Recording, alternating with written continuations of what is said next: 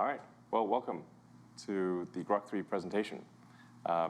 So the mission of XAI and Grok is to understand the universe. We want to understand the nature of the universe so we can figure out what's going on, where are the aliens, what's the meaning of life, how does the universe end, how did it start, all these fundamental questions. We're driven by curiosity about the nature of the universe, and that's also what causes us to be a maximally truth-seeking AI, even if that truth is sometimes at odds with what is politically correct. In order to understand the nature of the universe, you must absolutely rigorously pursue truth, or you will not understand the universe. You will be suffering from some amount of delusion or error. So that is our goal, figure out what's going on. And we're very excited to present Grok 3, which is, we think, an order of magnitude more capable than Grok 2 in a very short period of time. And that's thanks to the hard work of an incredible team. And I'm honored to work with such a great team. And of course, we'd love to have some of the smartest humans out there join our team. So with that, let's go. Hi everyone, my name is Igor, lead engineering at XAI. I'm JB Ba, leading research. I'm Tony, working on the reasoning team. All right, I'm Elon. I don't do anything. I just show up occasionally. Yeah, so like Elon mentioned, Grok is the tool that we're working on. Grok is our AI that we're building here at XAI, and we've been working extremely hard over the last few months to improve Grok as much as we can, so we can give it to all of you, so we can give all of you access to it. We think it's going to be extremely useful. We think it's going to be interesting to talk to, funny, really, really funny, and we're going to explain to you how we've improved Grok over the last few months. We've made quite a jump in capabilities. Yeah, actually, we should explain maybe also why do we call it Grok? So Grok is a word from a Heinlein novel, Stranger in a Strange Land. And it's used by a guy who was raised on Mars. And the word Grok is to sort of fully and profoundly understand something. That's what the word Grok means, fully and profoundly understand something. And empathy is important. True. Yeah. So if we charted XAI's progress in the last few months, it's only been 17 months since we started kicking off our very first model. Grok 1 was almost like a toy by this point, only 314 billion parameters. And now if we plot the progress, the time on the x-axis, the performance of favorite benchmark numbers, MMLU, on the y-axis, we're literally progressing at unprecedented speed across the whole field. And then we kick off Grok 1.5 right after Grok 1, released after November 2023, and then Grok 2. So if we look at where all the performance is coming from, when you have a very correct engineering team and all the best AI talent, there's only one thing we need, is a big intelligence comes from big cluster. So we can reconvert the entire progress of XAI, now replacing the benchmark on the y-axis to the total amount of training flops.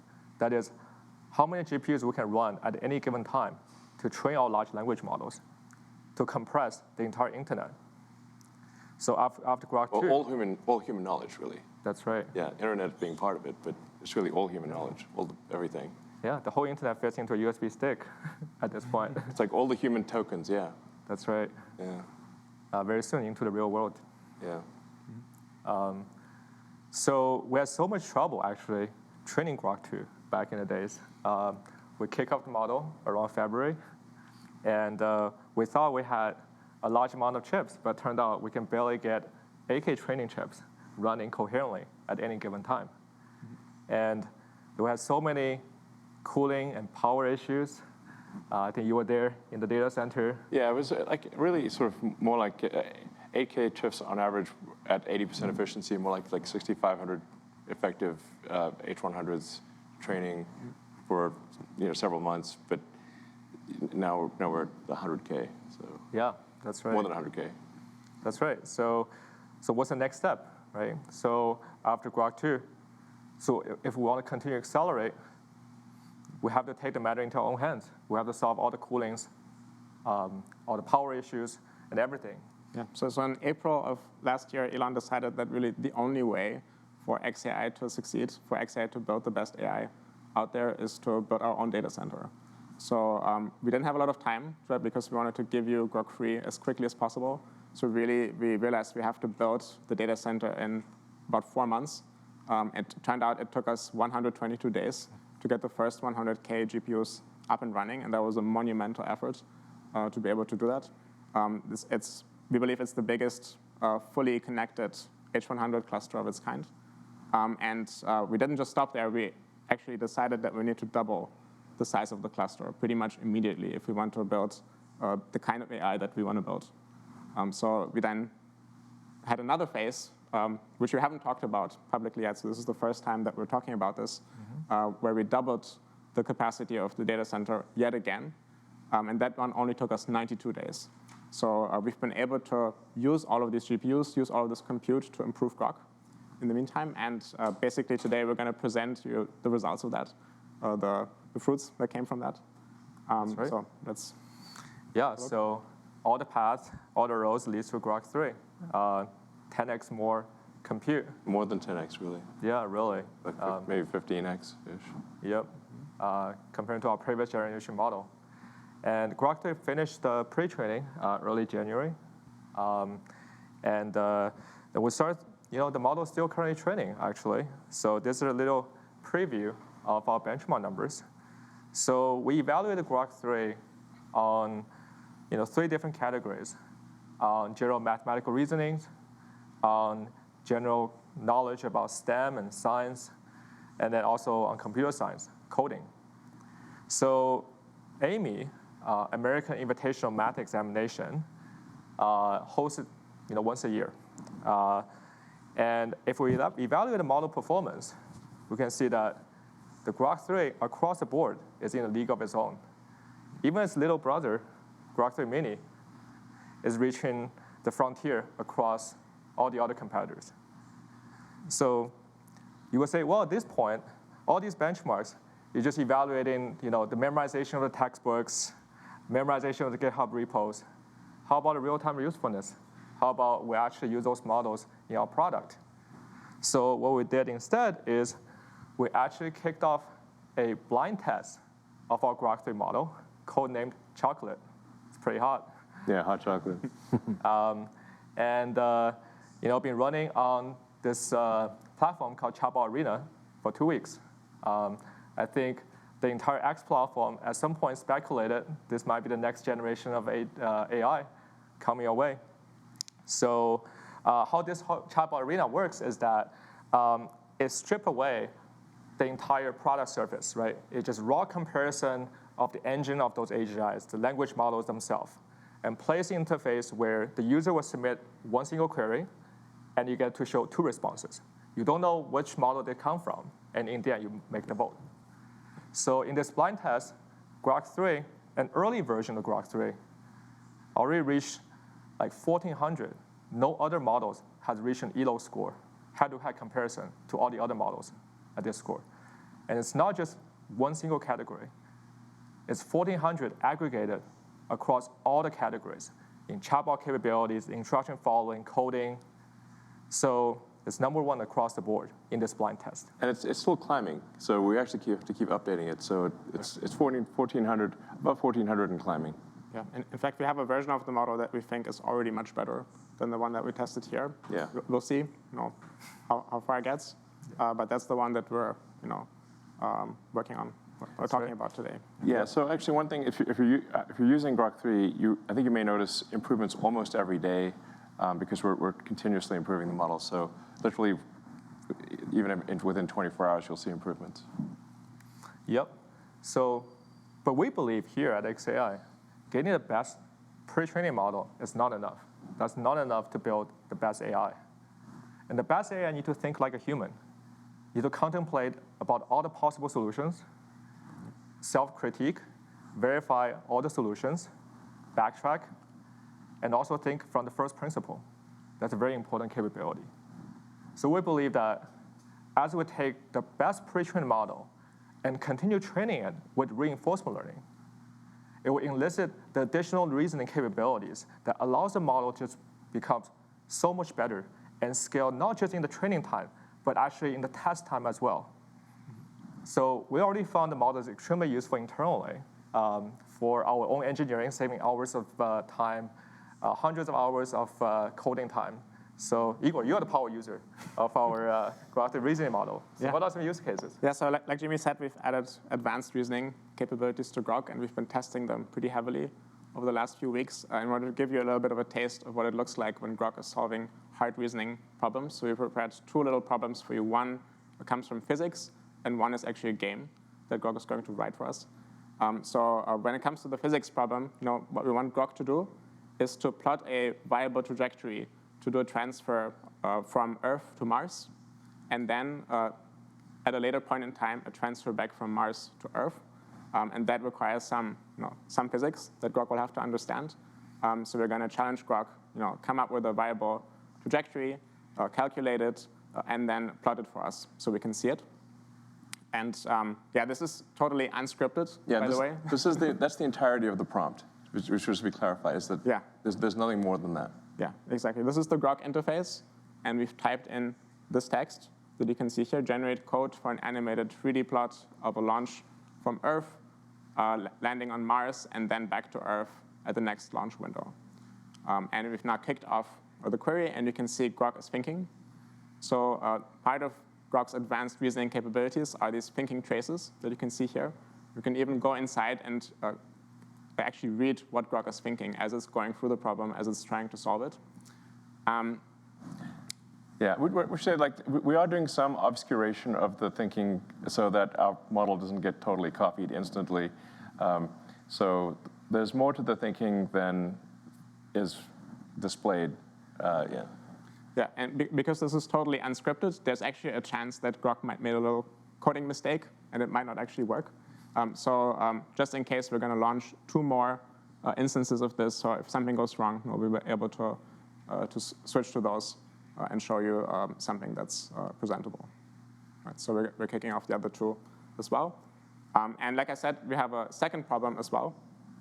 Yeah, actually, one of our favorite activities here at XAI is having Grok write games for us, not just any old game, any game that you might already be familiar with, but actually creating new games on the spot and being creative about it.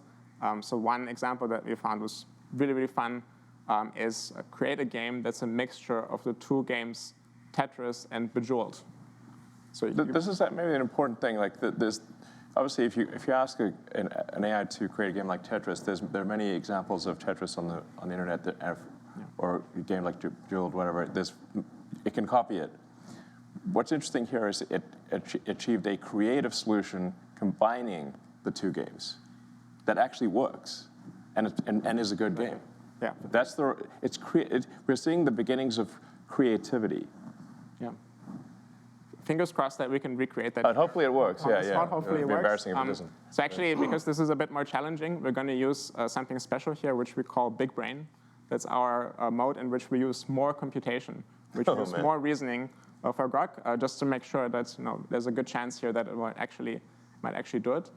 So we're also going to fire off 3 attempts here at solving this game, at creating this game that's a mixture of Tetris and Bejeweled. Yeah, let's see what Grok comes up with. I've played the game. It's pretty good. You're like, wow, okay, this is something. Yeah. So while Grok is thinking, in the background, we can now actually talk about some concrete numbers. How well is Grok doing across tons of different tasks that we've tested it on. So we'll hand it over to Tony to talk about that. Yeah, OK, so let's see how Grok does on those interesting, challenging benchmarks. So reasoning, again, refers to those models that actually thinks for quite a long time before it tries to solve a problem. So in this case, around a month ago, the Grok 3 pre-training finished. So after that, we worked very hard to put the reasoning capability into the current Grok 3 model. But again, this is very early days, so the model is still currently in training. So right now, what we're going to show to people is this beta version of the Grok 3 reasoning model. Alongside, we also are training a mini version of the reasoning model. So essentially, on this plot, you can see the Grok 3 reasoning beta and then Grok 3 mini reasoning. The Grok 3 mini reasoning is actually a model that we train for much longer time. And you can see that sometimes it actually performs slightly better compared to the Grok 3 reasoning. This also just means that there's a huge potential for the Grok 3 reasoning because it's trained for much less time. All right, so let's actually look at how it does on those 3 benchmarks. So Jimmy also introduced already. So essentially, we're looking at 3 different areas: mathematics, science, and coding. And for math, we're picking this high school competition math problem. For science, we actually pick those PhD level science questions. And for coding, it's also actually pretty challenging. It's competitive coding and also some lead code, which is some code interview problems that people usually get when they interview for companies.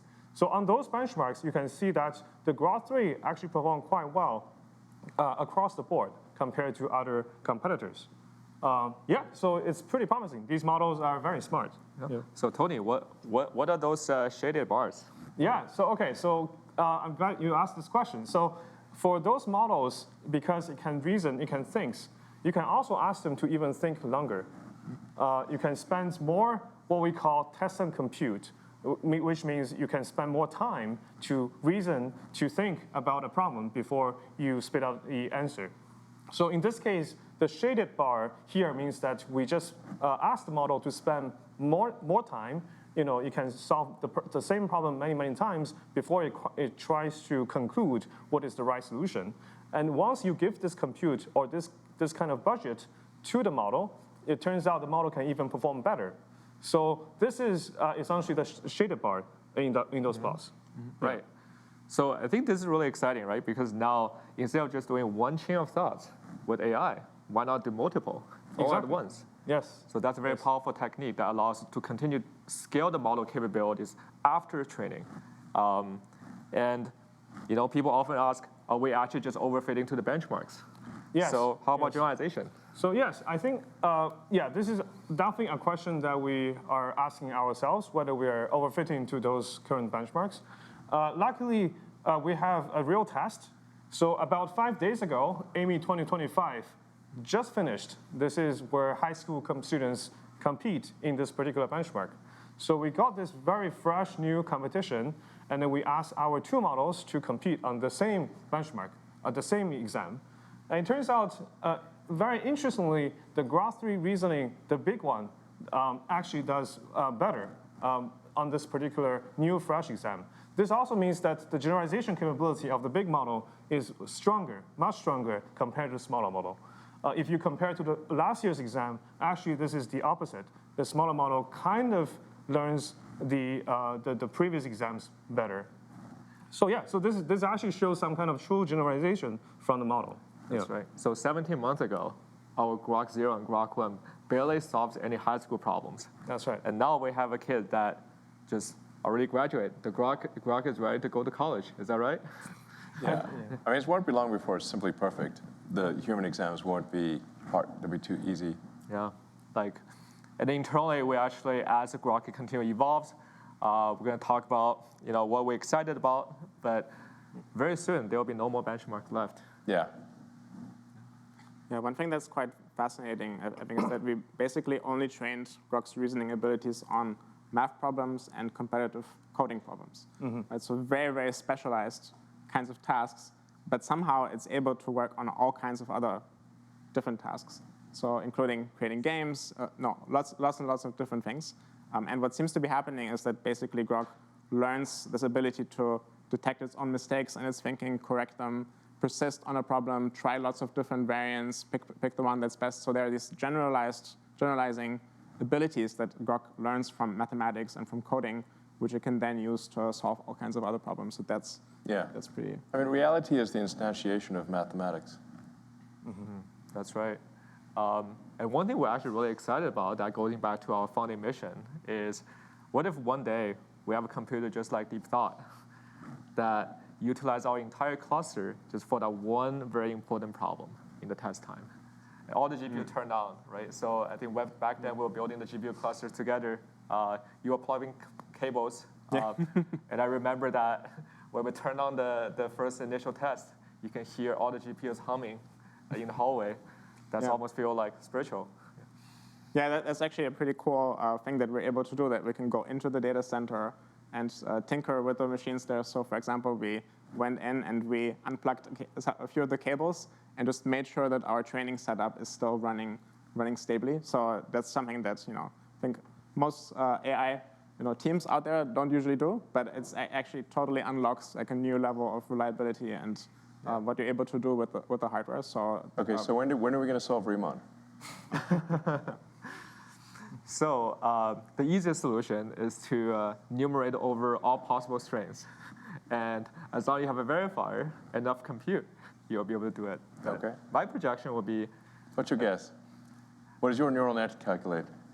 so my bold prediction, so 3 years ago I told you this, I think now it's 2 years later, two things are gonna happen. We're gonna see machines win some medals. Yeah. That's Turing's Award, Absolutely. Fields Medal, Nobel Prize, with probably some expert in the loop, right? So the expert uplifting. Do you mean so this year or next year? Okay. That's what it comes down to, really. Yeah. I mean, So it looks like Grok finished all of its thinking on the two problems. So let's take a look at what it said. All right, so this was the little physics problem we had. We've collapsed the thoughts here, so they're hidden. And then we see Grok's answer below that. So it explains, it wrote a Python script here using matplotlib, then gives us all of the code. So let's take a quick look at the code. Seems like it's doing reasonable things here, not totally off the mark. Solve Kepler says here, so maybe it's solving Kepler's law numerically. Yeah, there's really only one way to find out if this thing is working. I'd say let's give it a try. Let's run the code. All right, and we can see, Grok is animating two different planets, Earth and Mars here, and then the green ball is the vehicle that's transiting, the spacecraft that's transitioning between Earth and Mars. And you could see the journey from Earth to Mars, and it looks like, yeah, indeed, the astronauts returned safely, at the right moment in time. So obviously, this was just generated on the spot, so we can't tell you if that was actually correct solution. So we're going to take a closer look. Maybe we're going to call some colleagues at SpaceX, ask them if this is legit. It's pretty close. It's. I mean, yeah. I mean, there's a lot of complexities in the actual orbits that have to be taken into account. But this is pretty close to what it looks like. Awesome. Cool. In fact, I have that on my pendant here. This has got the Earth-Mars home and transfer on it. yeah. When are we going to install Grok on a rocket? Well, I suppose in 2 years. 2 years? Everything is 2 years away. Well, Earth and Mars transit occurs every 26 months. We're currently in a transit window approximately. The next one would be November of next year, roughly end of next year.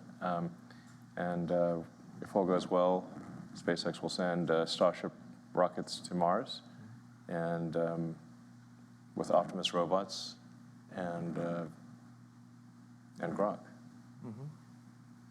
Yeah, I'm curious what this combination of Tetris and Bejeweled looks like. Betetrised, as we've named it internally. So we also have an output from Grok here. It says wrote a Python script, explains that it's what it's been doing.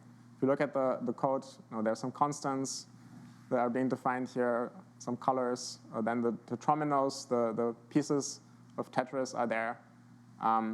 Obviously, very hard to see at one glance if this is good. So we gotta run this to figure out if it's working. Well, let's give it a try. Fingers crossed. All right. So this kind of looks like Tetris, but the colors are a little bit off, right? The colors are different here, and if you think about what's going on here, Bejeweled has this mechanic where if you get 3 jewels in a row, then they disappear, and also gravity activates, right? So what happens if you get 3 of the colors together? Okay, so something happened. So I think what Grok did in this version is that once you connect at least 3 blocks of the same color in a row, then gravity activates and they disappear, and then gravity activates and all the other blocks fall down. I'm kind of curious if there's still a Tetris mechanic here where if the line is full, does it actually clear it, or what happens then? It's up to interpretation, so who knows? Yeah, it'll do different variants when you ask it. It doesn't do the same thing every time. Exactly. We've seen a few other Tetris that worked very differently, but this one seems cool, so yeah. Are we ready for Game Studio at X.AI? Yes. So we're launching an AI gaming studio at XAI. If you're interested in joining us in building AI games, please join XAI. We're launching an AI gaming studio. We're announcing it tonight. Let's go. Epic Games. Oh, wait, that's an actual game studio. Yeah. Yeah. All right, so I think one thing is super exciting for us is that once you have the best pre-trained model, you have the best reasoning model, right? So we already see that when you actually give the capability for those models to think harder, think longer, think more broad, the performance continually improves. And we're really excited about the next frontier, that what happens if we not only allow the model to think harder, but also provide more tools, just like how real humans to solve those problems.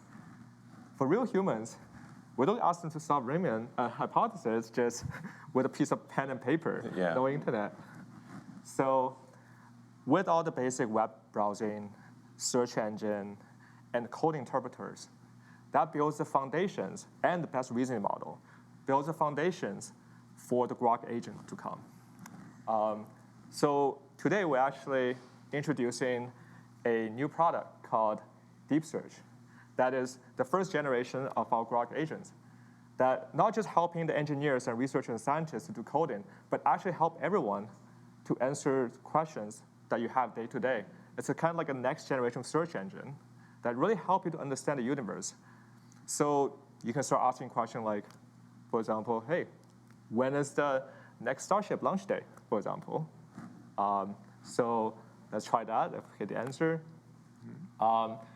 On the left-hand side, we see a high-level progress bar. Essentially, the model not only just going to do one single search like the current RAG system, but actually thought very deeply about, hey, what's the user intent here? And what are the facts I should consider at the same time? And how many different websites I should actually go and read their content, right? So this can really save hundreds of hours of everyone's Google time if you want to really look into certain topics. And then on the right-hand side, you can see the bullet summaries of how the current model is doing, what websites browsing, what sources verifying, and oftentimes actually cross-validate different sources out there to make sure the answer is actually correct before it's output final answer. And we can, at the same time, fire up a few more queries. How about, Elon, you're a gamer, right? So sure. Yeah, so how about what are some of the best builds and most popular builds in Python Excel? Hardcore, right? Hardcore league. You can technically just look at the hardcore ladder. Might be a fast way to figure it out. Yeah, we'll see what the model does. And then we can also do, something more fun. For example, how about make a prediction about March Madness out there? Yeah, so this is kind of a fun one where Warren Buffett has a $1 billion bet. If you can exactly match the entire winning tree of March Madness, you can win $1 billion from Warren Buffett. So it would be pretty cool if AI could help you win $1 billion from Buffett. That seems like a pretty good investment. Let's go. Yeah. All right, so now let's fire up the query and see what model does. So we can actually go back to our very first one. How about Buffett wasn't counting on this. It's already done. That's right. OK, so we got the result of the first one. The model thought around 1 minute. So the key insight here, the next Starship is going to be on 24th or later, so no earlier than February 24th. It might be sooner. So I think we can scroll down what the model does. So it does a little research on the Flight 7, what happened, got grounded, and actually it looked into the FCC filing, from its data collections, And then actually make a new conclusion that, yeah, if we continue to scroll down, let's see. Right. Yeah, so it makes the little table, I think, inside XAI, we often joked about the time to the first table is the only latency that matters. Yeah, so that's how the model makes the inference and look up all the sources. And then we can look into the gaming one. So how about the, oh, sorry. Right. So for this particular one, we look at, hey, the build is like, it's kind of all the better. Right? Yeah. So what the infernal is, but if we go down, so the surprising fact of all the other builds, so I look into the 12 classes. Yeah, so we'll see that the minion build was pretty popular whenever the game first came out, and now the invokers of the world kind of took over. Monk Invoker for sure. Yeah, that's right. Yeah, followed by the Stone Weavers, and that's really good at mapping. So, yeah, and then we can see the March Madness. How about that? So, one interesting thing about the deep search is that if you actually go into the panel where it shows, what are the subtasks, you can actually click the bottom left of this, right? And then in this case, you can actually scroll through, actually reading to the mind of Grok.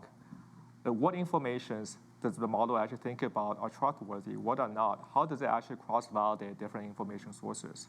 So that makes the entire search experience and information retrieval process a lot more transparent to our users.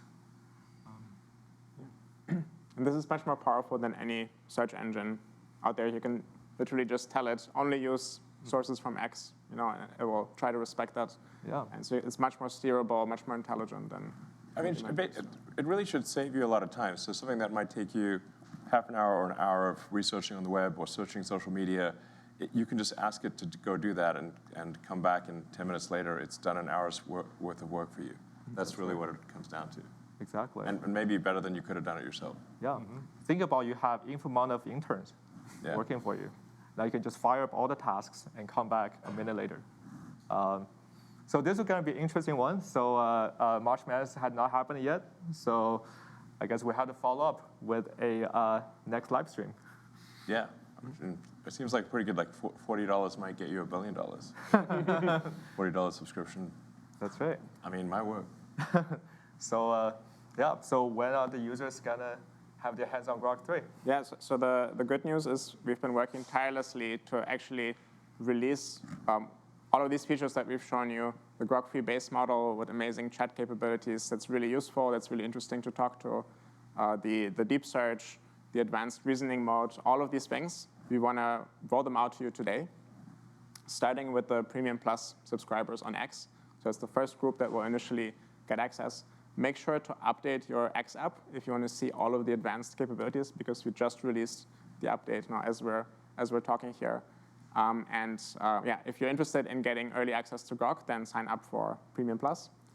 And also, we're announcing that we're starting a separate subscription for Grok that we call Super Grok, for those real Grok fans that want the most advanced capabilities and the earliest access to new features. So feel free to check that out as well. This is for the dedicated Grok app and for the website. Exactly. Grok website. So our new website is called grok.com. Yeah. And you'll also You'd find. never guess. Yeah, you'd never guess. And you can also find our Grok app in the iOS App Store. And that gives you like a more even more polished experience that's totally Grok focused. If you want to have Grok easily available, one tap away. Yeah, and the version on grok.com on a web browser is going to be the latest and most advanced version, because obviously it takes us a while to get something into an app and then get it approved by the App Store. So and then if something's in a phone format, there's limitations of what you can do. So the most powerful version of Grok and the latest version will be the web version at grok.com. Yeah. So watch out for the name Grok 3 in the app. Dead giveaway. Yeah, exactly. That's the giveaway, that you have Grok 3. And if it says Grok 2, then Grok 3 hasn't quite arrived for yet, but we're working hard to roll this out today. and then to even more people over the coming days. Yeah, make sure you update your phone app too, where you're actually going to get all the tools we showcased today with the thinking mode, with the deep search. So yeah, really looking forward to all the feedbacks you have.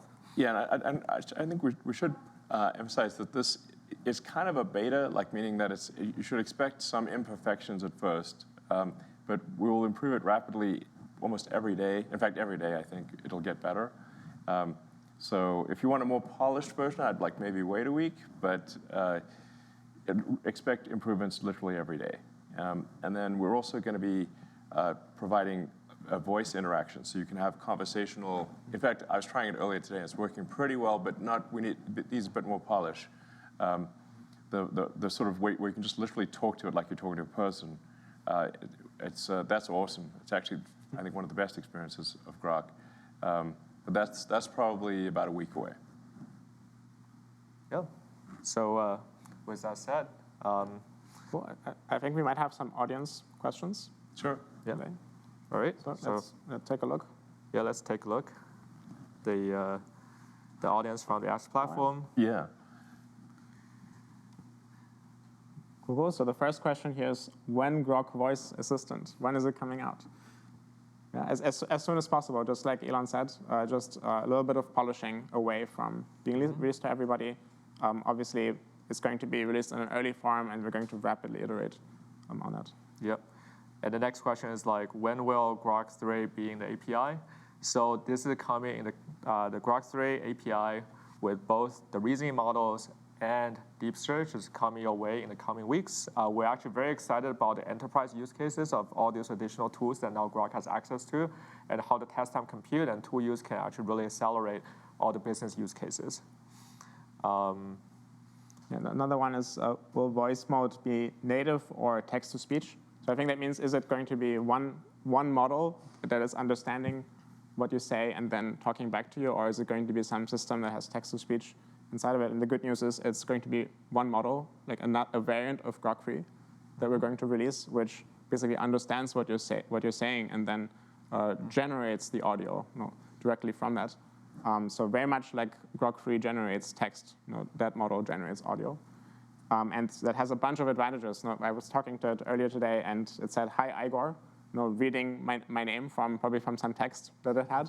And I said, no, my name is Igor. And it remembered that. So it could continue to say Igor, just like a human would. And you can't achieve that with text-to-speech. So, yeah. So, here's a question for you. Pretty spicy, Elon. Is Grok a boy or a girl? And are they single? Grok is whatever you want it to be. Yeah. Yeah. Are they single? Yes. All right. The shop is open. So honestly, people are going to fall in love with Grok. It's like 1,000% probable. Yeah. The next question, will Grok be able to transcribe audio into text? Yes. So we'll have this capability in both the app and also the API. We found that's like, Grok should just be your personal assistant looking over your shoulder, right? And follow you along the way, learn everything you have learned, and really help you to understand the world better, become smarter every day. Yeah, I mean, the voice mode of Grok isn't simply, it's not just voice to text. It understands like tone, inflection, pacing, everything. It's wild. I mean, it's like talking to a person. Okay. Yeah, so any plans for conversation memory? Yeah. Absolutely, we're working on it right now. So. I already forgot. That's right. Let's see, what are the other ones? So what about the DM features, right? So if you have personalizations and if you have, Grok remembers your previous interactions. Yes. Should it be one Grok or multiple different Groks? It's up to you. You can have one Grok or many Groks. Yep. I suspect people will probably have more than one. Yeah. I want to have a Dr. Grok. Yeah. The Grok doc. That's right. All right. Cool. So in the past, we've open sourced Grok 1. Right? So somebody's asking us, are we going to do it again with Grok 2? Yeah, I think once Grok, our general approach is that we will open source the last version when the next version is fully out. So like when Grok 3 is mature and stable, which is probably within a few months, then we'll open source Grok 2. Okay, so we probably have time for one last question. What was the most difficult part about working on this project? I assume Grok 3, and what are you most excited about? So I think me looking back, getting the whole model training on the 100K H100 coherently, that's almost like battling against the final boss of the universe, the entropy. Because at any given time, you can have a cosmic ray that beaming down and flip a bit in your transistor, and now the entire gradient update, if it's fit Mantissa bit, the entire gradient update is out of whack. And now you have 100,000 of those, and you have to orchestrate them every time, at any given time, any of the GPUs can go down. And yeah. I mean, it's worth breaking down, like, how were we able to get the world's most powerful training cluster operational within 122 days? Because we started off, we actually weren't intending to do a data center ourselves. We were going to just, we went to the data center providers and said, how long would it take to have 100,000 GPUs operating coherently in a single location? And we got time frames from 18 to 24 months. So we're like, well, 18 to 24 months, that means losing is a certainty. So the only option was to do it ourselves. So then if you break down the problem, I guess I'm doing like reasoning here, like, makes you think. one single chain though. Yeah, exactly. So, well, we needed a building. We can't build a building, so we must use an existing building. So we looked for basically for factories that had been abandoned, but the factory was in good shape, like the company had gone bankrupt or something. So we found an Electrolux factory in Memphis. That's why it's in Memphis, home of Elvis, and also one of the oldest. I think it was the capital of ancient Egypt. And it was actually a very nice factory that, I don't know, for whatever reason, that Electrolux had left. So that gave us shelter for the computers. Then we needed power. We needed at least 120 megawatts at first, but the building only had 15 megawatts. And ultimately, for 200,000 GPUs, we needed a quarter gigawatt. So we initially leased a whole bunch of generators. So we have generators on one side of the building, just trailer after trailer of generators, until we can get the utility power to come in. But then we also need cooling. So on the other side of the building, it was just trailer after trailer of cooling. So we leased about a quarter of the mobile cooling capacity of the United States on the other side of the building. Then we needed to get the GPUs all installed, and they're all liquid cooled. So in order to achieve the density necessary, this is a liquid cooled system. So we had to get all the plumbing for the liquid cooling. Nobody had ever done a liquid cooling data center at scale. So this was incredibly dedicated effort by a very talented team to achieve that outcome. I may think, now it's going to work. Nope. The issue is that the power fluctuations for a GPU cluster are dramatic. So it's like this giant symphony that is taking place. Like imagine having a symphony with 100,000 or 200,000 participants in the symphony, and the whole orchestra will go quiet and loud in 100 milliseconds. And so this caused massive power fluctuations. So then, which then caused the generators to lose their minds, and they weren't expecting this. So to buffer the power, we then used Tesla megapacks to smooth out the power. So the megapacks had to be reprogrammed. So with XAI, working with Tesla, we reprogrammed the megapacks to be able to deal with these dramatic power fluctuations to smooth out the power so that the computers could actually run properly. And that worked. It was quite tricky. But even at that point, you still have to make the computers all communicate effectively. So all the networking had to be solved, and debugging a bazillion network cables, debugging nickel at 4 in the morning morning. We sold it like 4:20 again. roughly 4:20 a.m. Yes. Exactly. was when we figured out like there's some. Well, there were a whole bunch of issues. Well, like one, there was like a BIOS mismatch. Exactly. The BIOS was not set up correctly. Yeah. We had to diff our LSPCI outputs between two different machines. One that was working, Yeah. one that was not working. Yeah. Many other things. I mean, yeah, exactly. This would go on for a long time if we actually listed all the things. But you know, it's like interesting. Like it's not like, oh, we just magically made it happen. You have to break down the problem, just like Grok does for reasoning, into the constituent elements, and then solve each of the constituent elements in order to achieve a coherent training cluster in a period of time that is a small fraction of what anyone else could do it in. And then once the training cluster was up and running and we could use it, we had to make sure that it actually stays healthy throughout, which is its own giant challenge. And then we had to get every single detail of the training right in order to get a Grok 3 level model, which is actually really, really hard. So we don't know if there are any other models out there that have Grok 3's capabilities, but whoever trains a model better than Grok 3 has to be extremely good at the science of deep learning at every aspect of the engineering. So it's not so easy to pull this off. And this is now going to be the last cluster we built and last model we train. Oh yeah, we've already started work on the next cluster, which will be about 5 times the power. So instead of a quarter gigawatt, roughly 1.2 gigawatts. Maybe what's the Back to the Future was? What's the power on does the Back to the Future car? Anyway, the Back to the Future power car. It's like roughly in that order, I think. And you know, these will be the sort of the GB200/300 cluster. Once again, it will be the most powerful training cluster in the world. So we're not like stopping here. No. And our reasoning model is going to continue to improve by accessing more tools every day. So yeah, we're very excited to share any of the upcoming results with you all. Yeah, the thing that keeps us going is basically being able to give Grok 3 to you, and then seeing the usage go up, seeing everybody enjoy. Grok, that's what really gets us up in the morning. So. Yeah. Right. Yeah, thanks for tuning in. Awesome. Everyone. Thanks, guys. Yeah.